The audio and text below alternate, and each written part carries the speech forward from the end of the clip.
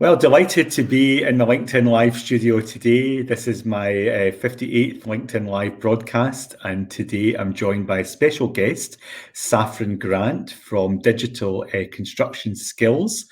We're going to be talking especially about what small, medium enterprises can do to actually build and grow their businesses, particularly developing digital skills. So to begin with, Saffron, could you tell us a bit about yourself and your very interesting career to date, please? Hi, Andrew. Thanks for having me. So I'm a civil engineer by background, Andrew, and I've worked for contractors, designers and clients. But 13 years ago, I set up a practical training company called Setting Out for Construction, which provides training in all kinds of setting out, from levelling and total station to CAD, GNSS, machine control, laser scanning. And we work with construction companies and also colleges and universities. But for the last couple of years, I've also been running a company called Digital Construction Skills, which helps SME construction companies to adopt digital ways of working. One of the ways we help them is by helping them get access to fully funded services and educational resources, and helping them to connect with funding and support as well. Okay, sounds amazing, Saffron, and great to have that sort of level of experience, within the construction sector, sort of just over 20 years now, I understand. So what kind of funding and support is available to help with digital skills that SMEs might not know about? Okay, so, for a start, there's the CITB Skills and Training Fund. So lots of companies don't realise that they can get £5,000 even if they've just got one employee, or if they've got 5 to 100 employees, they can get £10,000, or for up to 250 employees, they can get £25,000. So lots of companies don't claim that at all, but even the ones that do, don't realise they could use that funding to help them add digital capabilities to the business, and in fact use it for business growth and development. So we can help people get access to that funding and work out the best way to use it and get the best return on investment. Then there's the fully funded support services that we provide through Digital Construction Skills. So every CITB registered company can get up to 8 hours of one-to-one support from our team of digital construction experts. Now, they can use that support for anything they want, for example, to help them create a digital strategy, or simply just to help them choose the right digital tools to solve specific challenges, or generally save them time or money. No, carry on, please. I was going to say, so they can use that eight hours in any way. They can use it in a structured way, like in-house workshops, or they can use it ad hoc in 30-minute, 1 hour, 2 hour chunks. And all they need to do is go onto our website and book into the diary. And it's completely free because it's fully funded by CITB. There aren't even any forms to fill in or anything. We know that SMEs don't have whole days to set aside for this type of thing, and that leaders and managers tend to be very busy during normal working days. So we're available from 6 in the morning until 10 at night, and Saturdays and Sundays too, if that's what people need. Then there's things like the R&D tax credits, which lots of SMEs are eligible for but don't even realise. And then the support services like Construction Scotland Innovation Centre, who can help companies who are wanting to develop new technologies and find new ways of working. And another great tool they can access for free is the Resilience in Construction tool, which we've developed with funding from Innovate UK. Okay, wow, that sounds like there is quite a range of funding possibilities there for organisations within the construction sector. And I'm presuming that that also includes professional services organisations that work directly within the sector as well. So probably quite a lot there that people wouldn't necessarily know about. And it sounds like you're pretty flexible in terms of the ways that the assistance can be delivered, and importantly also the kind of times of day or times of the week as well, which is great. So resilience in construction is an actual platform now that you've been developing. So I'd be very interested to hear about that platform and what the background is to it coming about, please. Well, it came about, Andrew, just after the start of the first lockdown, when Innovate UK, who the UK government's R&D funding arm, put out a call for projects which would address challenges faced by COVID and to help with economic recovery. So from our previous work supporting SMEs, we knew that they're a tricky audience to get the right information and support to. And the arrival of COVID made it more critical than ever to solve that problem. So we decided to create a platform which would help to get the right support to them in a way which was accessible and convenient. So what we've developed is it's a diagnostic tool that helps companies understand their areas of weakness and helps them to address them. So you answer some questions and it generates a PDF report outlining your strengths and weaknesses and gives some recommendations.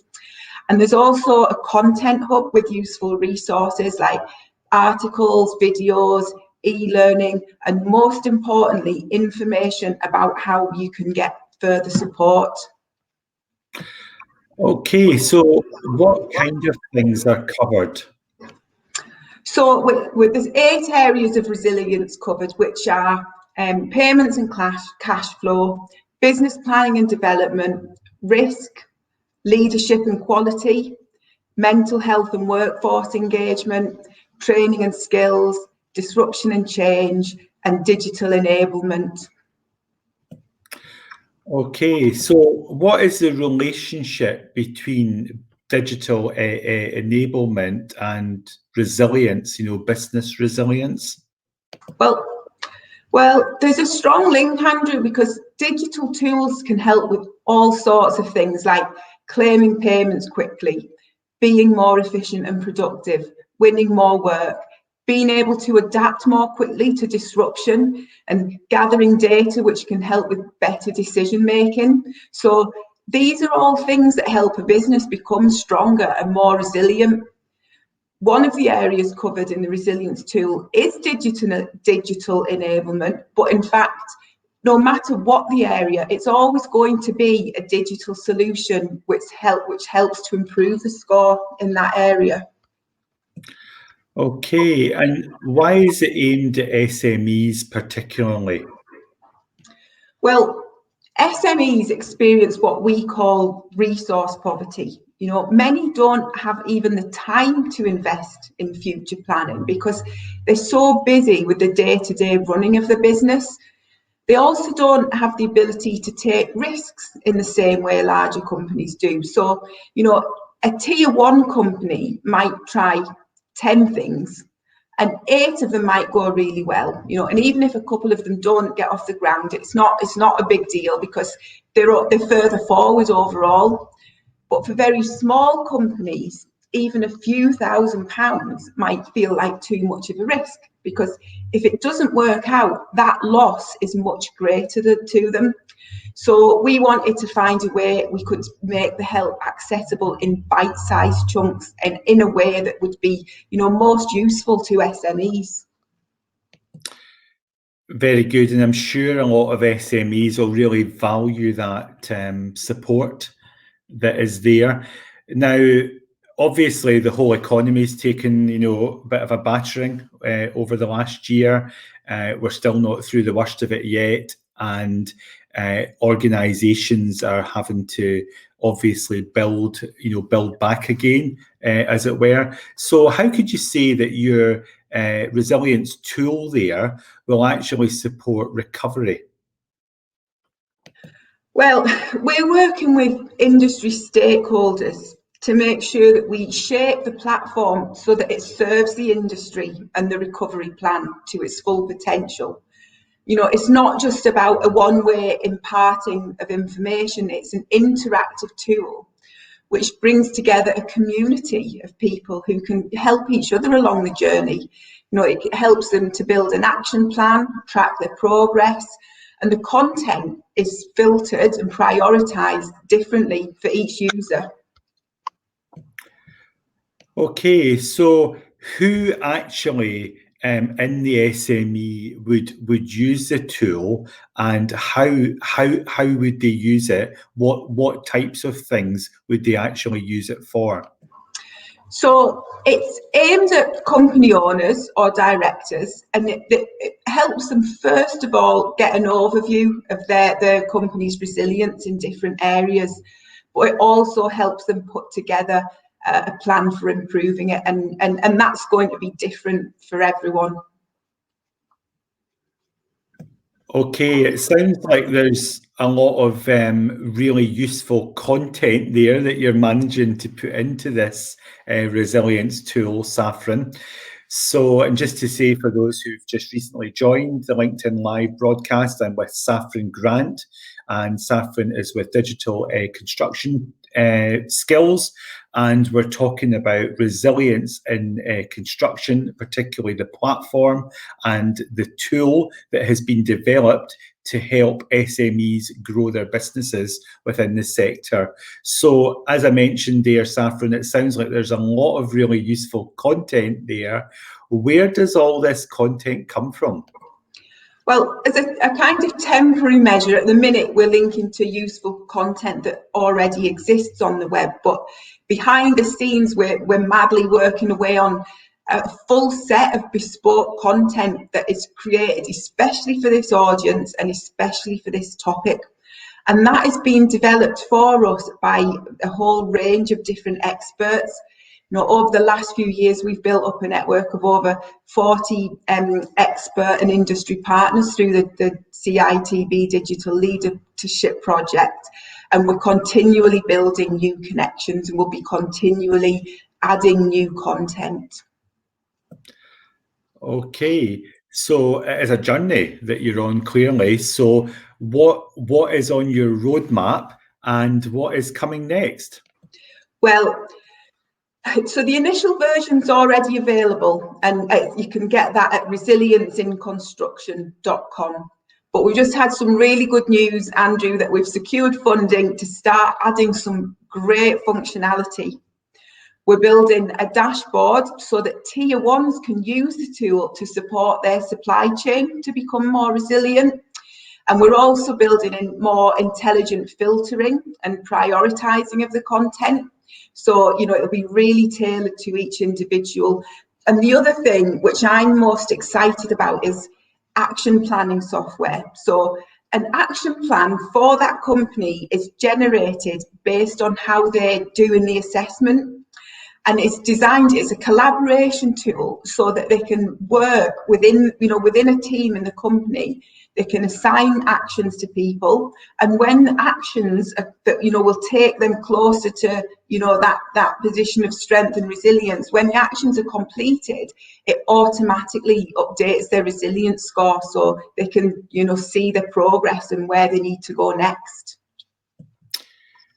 Great. So this resilience tool for construction sector SMEs, it sounds marvellous. It sounds like it's going to be really, really helpful, a real shot in the arm, and to really help businesses to grow. So, but as I've got you in the studio today, Saffron, I really want to also ask you about some of the big issues within the construction sector. You've been working in the construction sector as a woman in the construction sector as well, which is great. You've been working in the sector for over 20 years. So I want to ask you about the current big issues, and I'd be really interested in getting your take on them. So the first one is, I'd like to know your take on how the sector has reacted and to the COVID-19 pandemic. So I think it's really shone through that the companies who were already digitally enabled were able to respond quickly. So for things like setting up hospitals. And there's no doubt, I don't think anybody's arguing that this has accelerated digital change. You know, people are now going to be more open-minded to new ways of working. And I'm a bit of an optimist, Andrew. So I think, you know, I know there's no question that lots of people and jobs have been negatively affected. But I think it's quite possible that the industry could actually take a leap forward in many ways. You know, one of the government's strategies for economic recovery is spending on construction. So we're in the spotlight now, Andrew. It's best behaviour time for the construction industry. So I don't think that the inefficiency and the generally poor culture can carry on under the radar as it has done in the past. And I think there's a chance that we could see, you know, a lot of new energy and new ways of thinking coming into the industry. Very good. Yeah, it's good if we think that the industry is going to build back better. That would be good. Technology, you did mention that briefly there about COVID-19. How do you see, though, going forward in the sector? Because the sector has not got a particularly good record of being very quick with adapting to new technology. I think if you were to see all the different sectors listed, construction tends to be near the bottom, you know, in terms of adaptation to new technology. How do you see that going, Saffron? So technology, I mean, it's no doubt is good for productivity and efficiency, but I don't think it's just about that. I think it's about people. So, for example, with technology, we can get mental health support to the right people, the people who need it more quickly. It is going to be good for diversity. It's, you know, this new way of thinking, this new way of working, I think will make the industry more appealing to a wider group of people. You know, and it's good for transparency. You know, we can use data to make better decisions, to understand problems and address them. And I do feel positive, Andrew. All of the technology suppliers that I know that we were working with already, you know, you can hardly get a hold of them these days because they're so busy. So, you know, if that's not a sign that the uptake has increased, then I don't know what is. Very good. What about climate change, another massive issue? So again, well, we know that construction is one of the biggest polluters, but you know, the thing is, reduced wastage, reduced emissions, they're all byproducts of digital ways of working. You know, technology is the key. And I don't think we should, you know, I think for most SMEs, climate change is a secondary driving factor. The biggest driving factor is productivity, making money, saving time. So, you know, if we continue to promote the benefits of digital in that way, it will naturally pull through the benefits that will contribute to climate change. Okay. The sector's also got a kind of aging workforce, and I think that was influenced as well by the previous recession, you know, the sort of 2008 to 2010. A lot of younger people at the time didn't enter the sector then, so that has caused some problems obviously later on. So generally the sector does have a kind of aging workforce. Any comments there? Well, I think there's two main factors when it comes to the ageing workforce. So the first one is we have to recognise that people who have never used technology may need a different kind of training, a different approach, and we have to be respectful of that. It's not something that we can just, you know, enforce on people. And at the same time, we can't just say, well, we'll just miss out, you know, that section of the community because they're aging anyway, and so they're not going to be around for much longer. The way I look at it is, you know, yes, we're going to lose a lot of experience and wisdom from the industry over the next few years, but the timing actually is not bad because it's happening at the same time as we're moving to a whole new way of working.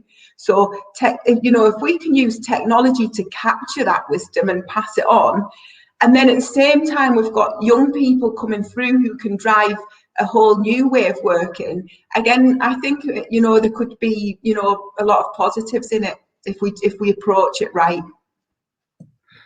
Okay, good. Something else that the sector is suffering from is skills shortages. And that is coming through in various ways. And one of them, I think, is the fact that there's perhaps less European national sort of labour coming towards the UK, but there's other reasons as well behind the skills shortages. Your comments there would be helpful. So often when we talk about skills shortages, part of what we're actually experiencing is a skills mismatch.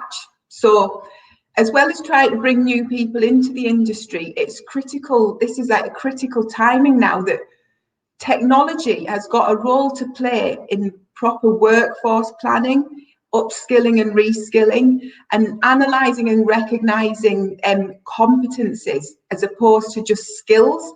So instead of saying, if you haven't done this before, then you are no good for this job, if we recognise more what things people have done and the things that they could bring into the industry, and put the training and support in place to equip people with those skills, I think we'll overcome the coming challenges a lot better. Okay, now the sector, when young people are thinking about careers and jobs, etc., the sector can suffer a little bit as being, not as cool as a tech sector. So many young people just want to work within tech or want to work within STEM type jobs. Any comments there? Yeah, well, funnily enough, I'm actually involved in some work in the tech sector, and they are having problems of their own. In fact, it's almost a parallel to the construction industry. There's actually a big shortage of computer science teachers and a lack of people studying the subject. So actually, they are experiencing very similar problems to us. But one way to look at it is that every company is or should be in this day and age a tech company, and that includes construction companies. And technology is, and I'm sure you'll correct my pronunciation of this, Andrew, is that the Ushka Bay, as they say in Scotland, the water of life. It's the currency of progress. So I think there's going to be changes over the next few years as young people start to understand that if you want to make a difference in the world using tech, then the construction industry is a fertile ground for that. It's a sector where you can potentially have a massive impact. Okay, well done, Saffron. I really like that idea of not necessarily seeing it as a kind of either or. Either you go and work in tech or you work in the construction sector, but actually you can work within tech, within the construction sector. So that's good. And I think, the construction sector just now, it's one of the few sectors that's actually fully or close to fully open for business, even during the pandemic. So people are able to get out and about and work outside or work inside, but actually get out of their own house, which for young people as well, a lot of them are sort of almost trapped in working from home type jobs. They would rather be out and about. So that's good. But also, if you develop skills, whether they're tech skills or within the construction sector, these are, the construction sector is taking place all over the world. So you can take your skills with you wherever you go. Seeing as you asked, I think your Gaelic was pretty good. Ushke behe. to be precise, but I only know that because my mum comes from the Outer Hebrides and I spent some time there as a child when I was growing up, so learned quite a bit of Gaelic. But your Gaelic's pretty good, Saffron, so well done. Now, something that you're a lot more qualified than me to talk about is the gender balance. So as a female, having worked over 20 years in the construction sector, what are your thoughts on that? And not just on kind of what you've seen across the last 20 years, but where you think the construction sector is going. I think the kind of new ways of working and the new energy that could come into the sector now, can help to address this. So it can make the construction industry more appealing and more accessible. We can make it more family friendly, so we can have more remote working. There's just lots of reasons. I think that we are creating the conditions for positive change, whereas I think in the past we've been working really hard to make that positive change, but the environment has been fighting against itself and being at odds with the mission. Whereas now I think we as an industry we have an opportunity to lay good foundations and really have an image change. Good, and actually having positive role models such as yourself, Saffron, is really helpful to young women who are thinking about a career within the sector. Now, we've mentioned earlier on that the sector, is suffering from an ageing workforce, it's suffering from skill shortages. One thing it has to do, it's got to get more women working within the sector, but it's got to also get further diversity and inclusion as well. The amount of Black and Asian minority ethnic people within the sector within the UK are lower than the levels within the population. So what are your thoughts on what the sector's doing to kind of broaden its appeal? So again, the theme here is that I think technology can help with this. So, there's been a rise in the use of sustainability management software, but that these days, it doesn't just mean environmental sustainability. It encompasses other things like mental health, social value, and diversity and inclusion. So, this kind of software can help the industry to understand patterns of data and see how well it's doing and where it needs to improve. And like you mentioned earlier, Andrew, the construction industry has traditionally had a bit of an image problem, but technology is becoming so more widespread. I think it's going to have a different appeal and start to attract a different mindset into the industry altogether.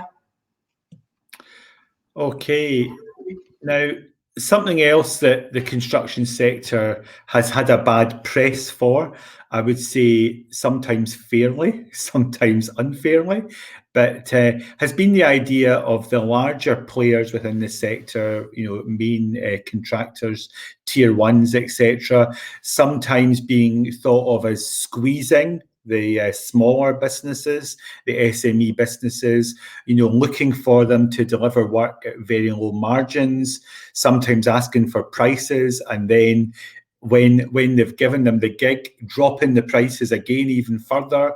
Or another one that they've been well known for is late payment, making subcontractors wait 60, 90, 120 days, even more sometimes.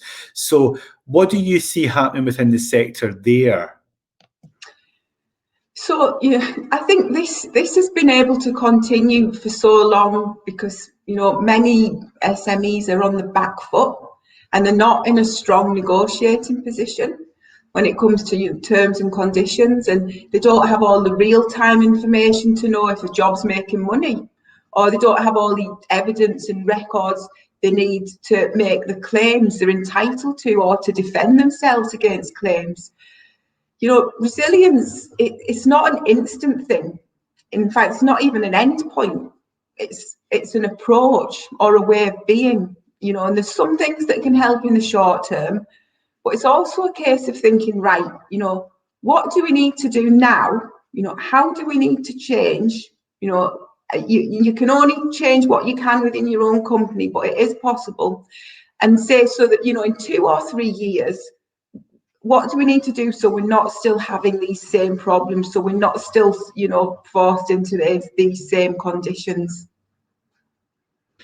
Yeah, so definitely getting access to data, that data-driven decision making, sounds like it is helping there.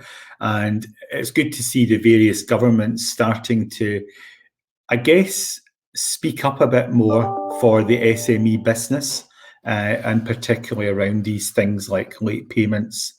Now, I'd be interested, you're obviously talking to quite a lot of SME businesses, Saffron. What are they telling you about winning work through tender processes, especially through the public sector tender processes? And what is your view of the help that's available to them? And I know that you've tried to find out a bit about AM Bid even, and the help that that we actually offer. I'm just going to move out of the sun. Wherever I go, I think I'll be in the sun. I think that's better. Right, sorry about that.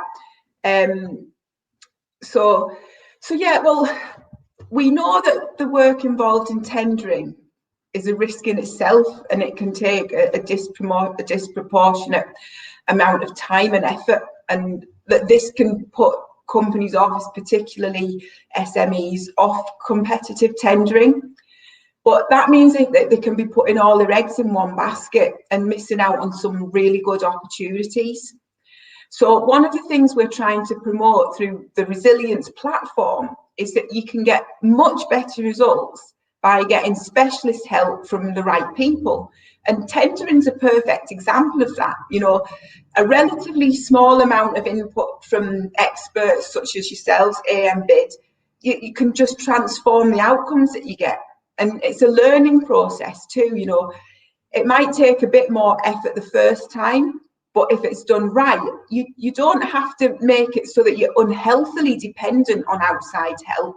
It can help you develop the skills in-house because you're learning as you're going along, working with a specialist. But you can then really leverage any specialist help to make further improvements. Great. So what tips do you have for young people, Saffron, especially young women who are thinking about a career within the construction sector? Well, I would say to all young people that if you're looking for a career where you can really make a difference in the world in terms of social value and environmental impact, then construction has got all those opportunities. If you enjoy a challenge and a good learning curve, then you should definitely give it real consideration. But it's like any career, you have to keep stretching your comfort zones and putting your head above the parapet. Otherwise, you can easily, like in any profession, you could just end up on a treadmill of turning up to work, doing your job, getting paid, going home. If you want to make a real difference, you have to keep that at the forefront of your mind every day when you get up, and shape your own career to achieve that. But the potential is there in the construction industry. Great. And a final question for you, Saffron, is to do with, there's maybe a construction sector SME that's watching this broadcast at the moment, and they're maybe thinking, right, I've not really got started yet with digital. So what would be some simple sort of steps that they'd be able to take to actually get started with digital skills? Okay, well, a few tips that I usually give is, first of all, don't start with a solution. So don't go, oh, that looks good, let's see how we can use it. When you see a shiny new object, do it the other way around. So you say, what are the challenges that we have? What are the conversations that we're sick of having over and over again? And then work backwards from that. How do you use digital tools best to address the challenges that you're having and to achieve your business goals? Another one is, when you're thinking about this, don't go into it just thinking about the direct costs, of a particular equipment or software. Think about, what are the training costs associated? You know, what other thing, you know, what other softwares do they need to work with? What are going to be the ongoing costs? I'm not trying to put people off the digital things, but it's far better to get all of this information in the first place, go into it with your eyes completely open, so you don't then get, you know, nasty surprises down the line and think, oh, you know, God, you know, what have we got ourselves into? You know, go into it with full awareness. I'd say don't take a piecemeal approach. Don't say, right, let's do this, and then you start using one digital tool, and then a bit later you go, oh, let's try this. Because, you know, nobody sits down and says, you know, what's our goal in 5 years' time? We'd like to have 25 different digital tools, and they've each got a different login and they don't talk to each other. You know, but that's what you could end up with if you do things one at a time without, you know, sitting down and saying, where do we want to be in 5 years, and what's the first stepping stone towards that? Because you might then decide to, you know, go with something much more comprehensive. You know, my other main tip, my final tip really is that digital strategy and digital adoption is definitely not a top-down task. You need to get the buy-in from everyone in the company. Yes, you do need to give somebody responsibility for it and empower them to drive it. But their question should be, you know, how do we get everyone involved in this process, from operatives, managers, the procurement team, leadership, engineers, all involved right from the outset, from the planning stage. There's no point in deciding what you're going to do and then later saying, right, now you need to use this, let's get you involved now. You've got to think about, you know, everybody from the outset. So yeah, and, you know, I suppose one other tip is, you know, you don't have to do it alone. There's absolutely tons of support available if you know where to look. Yeah, so some really good advice there, Saffron. Thank you very much. I love that idea of it not just being top down, but bottom up, just everywhere across the organisation. And because we're talking digital, inevitably some of the younger people in the organisation are going to have some of the best ideas and the best skills, and that connects them even more to the organisation. So as you're actually getting an organisation that's purpose driven, which is very important to young people. You know, it's important to all of us, but I think even more important to young people than ever before. So thank you very much for coming in. It sounds like there's a whole raft of support and assistance and even government funding available for organisations in the construction sector, especially SME businesses, to build their digital skills and to actually grow their businesses. So I've really appreciated that, and more information is available from Saffron at the Digital Construction Skills. So thank you very much. Thanks very much, Andrew.